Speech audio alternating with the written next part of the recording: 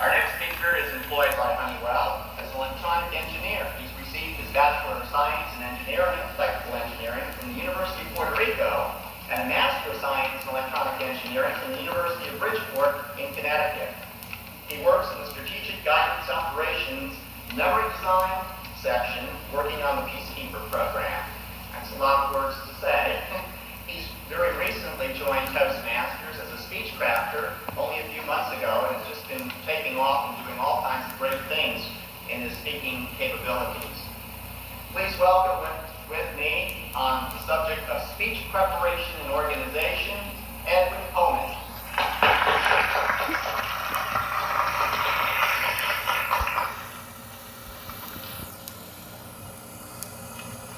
Good afternoon. Some people get paid good money doing just that, preparing and organizing speeches. This leads me to believe that some speakers place a very high priority on the preparation and organization of a speech. On speech preparation, I'll be talking about purpose and audience motivation. On speech organization, I'll be addressing the outline of the speech, which includes an opening, a body, and a conclusion. After I cover that, I will then discuss a sample speech that contains all the essentials of a well-structured speech.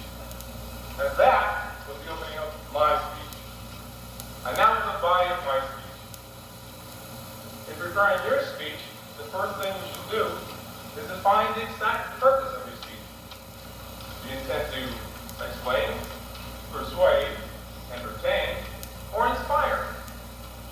This decision will determine your speech title and how you will open and close your speech. Next, you should analyze what it will take to motivate your audience to agree with you, understand you, or take action on your behalf. Once you've determined this, develop your ideas so they supply this motivation. Remember, your audience will be motivated by what they want and not by what you want. Why organize? If your speech is one that makes sense to the audience, one they can follow all the way down to the conclusion, it must be organized into a logical form. As a speaker, your business is selling ideas. And as anyone in sales can tell you, success comes only from a carefully organized approach. The best way to organize your ideas into a speech outline that will help you achieve your speech goal is through an outline. It's the means through which you're going to tell the audience what you're going to tell them. Then tell them, and then tell them what you told them. Here's a sample speech outline.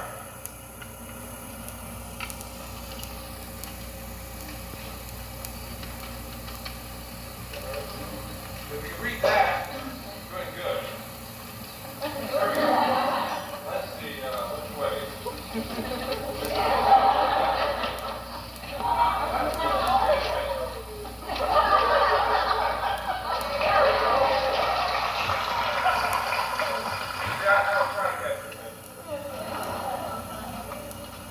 The opening of your speech is designed to capture your attention.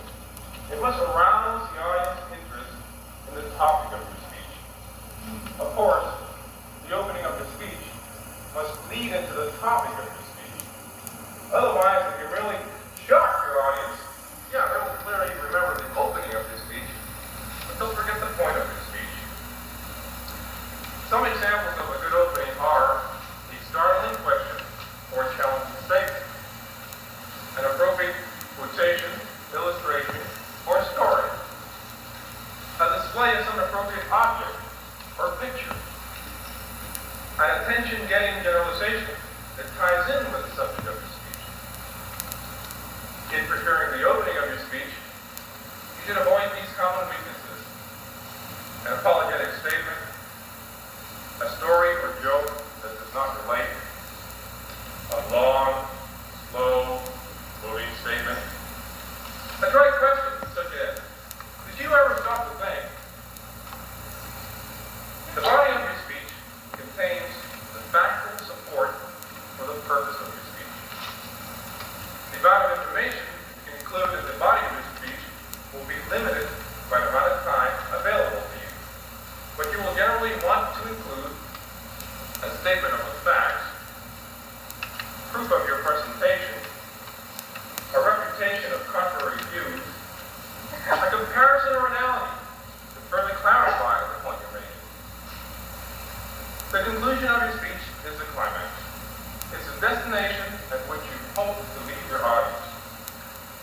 Your conclusion should always tie in with your opening, and it should leave no doubt what you want your audience to do with the information you have just given them. Finish forcefully and confidently. A weak, inconclusive, or apologetic statement can kill even the best of speeches. Some examples of a good closing are a summary of the points you have made and the conclusions to be drawn from them, a specific appeal for action, a story, quotation, or illustration that may further emphasize the point you're making. Keeping all this in mind, I'll give you a sample speech. Suppose you were talking on the danger of accidents at home, with your purpose being to encourage care for the sake of safety. You can begin with an opening statement such as, "You are far more likely to be injured at home than any other place." This would steer audience self-interest. You could then begin the body of your speech with an example. Suppose someone fell down the stairs in your home. That's exactly what happened at our house, and you can expand on this. For an analogy, you might say, you could be safer walking down the middle of the street in heavy traffic than you would coming downstairs without a light. Then, you can quote some common arguments, such as, some people say, "Hey, I know my house so well, I can walk around blindfolded." Then you would proceed and show from statistics that there are far more people injured at home than anywhere else. For your conclusion, you would then restate your opening theme and make an appeal for greater care at home.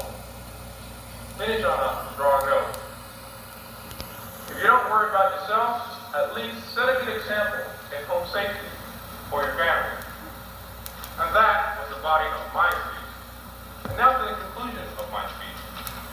So remember, when you prepare and organize your speech, the first thing you should do is define the exact purpose of your speech. Secondly, speak from the audience's point of view. They will be motivated by what they want and not by what you want. And thirdly, organize your ideas into an outline that will allow you to tell your audience what you're going to tell them, then tell them, and then tell them what you told them. With all this information